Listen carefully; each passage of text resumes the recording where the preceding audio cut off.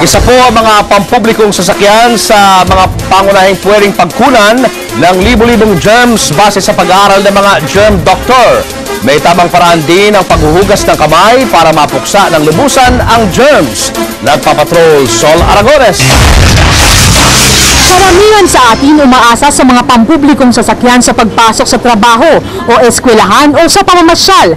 Araw-araw sakay tayo ng tricycle, jeep, bus, LRT o MRT.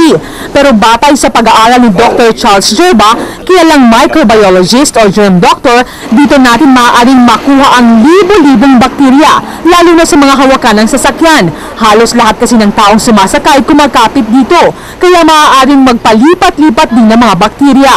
So many people using them, they tend to touch the same spaces all the time, particularly handrails. You can pick up anything in public transportation, basically cold viruses, flu viruses, viruses that cause diarrhea, bacteria that can cause skin infections.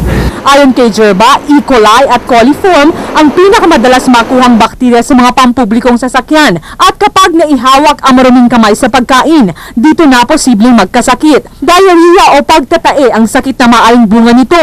Pero madali lang daw naman iwasan ito. Tiyakin lang daw na matapos sumuong sa mga pampublikong sasakyan, pag-uwi sa bahay o pagdating sa opisina, maghugas mabuti ng kamay. 2 happy birthday song daw ang dapat kantahin sa paghuhugas ng kamay para tiyak na malinis na ito. Sa pamamagitan nito, di na maiilipat pa sa pagkain o ibang bagay ang bakterya. Sol Aragones, Patrol ng Pilipino.